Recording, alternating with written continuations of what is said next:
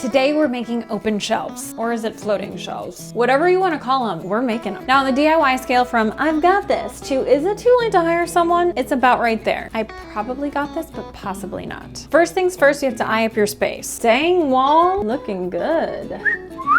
So we used to have cabinets here, which made a tight space even tighter. It was like shoving a crock pot in a full dishwasher. It just doesn't work. So I got rid of the cabinets, but I still wanted storage space. So open floating shelves are the perfect solution. When it comes to deciding what size shelves to go with, there are two considerations. One, what am I gonna put on it? I'm thinking kitchen essentials, mugs, bowls, and a bunch of bottles of wine. Two, where are my studs? And the answer is not Bumble. If you're starting with a blank wall, take your stud finder and mark those studs. Now I did that when I put up the shiplap. Check out my latest DIY video, shameless plug. So I know my studs are where my nails went. And if you're like, I don't like where my studs are for my shelves, you can purchase wall anchors. Now, according to my studs, I could do shelves from here to here or here to here. Since I've got a lot of bottles of wine, I'm going with the longer shelves. But winter's long here in Wisconsin. If these shelves are going in your kitchen and need to support a winter supply of wine, I recommend going 12 inches wide. And there are a lot of compatible brackets to go with. Speaking of brackets, I ordered mine off of Amazon. These are called J brackets and they offer nice support because of this lip here. They also have Z, L, and probably your favorite letter from the alphabet, which we all know is A for Alex,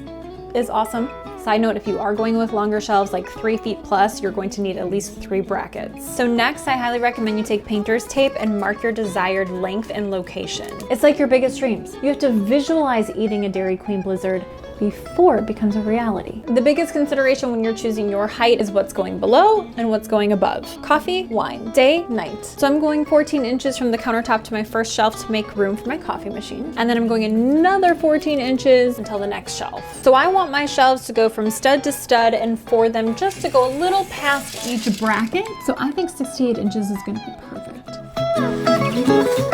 So if you're happy with the way this looks, you're gonna take your measurements to your local home improvement store and ask them to cut your wood for you. And if you're like, Alex, you have a saw, why aren't you cutting the wood yourself? The answer is, I just wanted to show you how easy this project can be. It's definitely not because I'm lazy. I got 2 pieces of wood. They started as 1 by 12 by 8s, but I had them cut them down to 68 inches each. It's time to stain, and we're going quick and dirty. If I was a professional, I'd probably use a wood conditioner, but I'm not. I'm an amateur DIYer, so we're gonna go with this brand. 1 coat, dries in 1 hour. That's what I'm talking about. In addition to the stain, I also recommend a drop cloth, painter's tripod, sanding sponge, stir stick, and a paint sponge. The first step when it comes to staining wood is to sand that wood. Now I like a sand sponge. This is medium grit, and you want to sand in the direction of the wood grain. This just helps the stain absorb into the wood. Now I'm taking a microfiber cloth, hello, which doubles as a puppet. How are you today? And we are going to wipe down that excess dust. Then be sure to stir your stain. I'm just dipping my foam paintbrush, and it's really easy. You just apply 1 coat with this particular stain. I'm going for a natural look, as you can see. This stain is very potent. For a short DIY project like this, you're gonna be just fine, but we have cracked a window just to be safe. So if your wood has any excess stain on it, you're gonna wipe it off with a dry cloth. So all that's left after this is dry is to spray on a finish. All right, while your stain is drying, it's time to drill in those brackets. So take your level, make sure that your bracket is straight up, then make some pilot holes.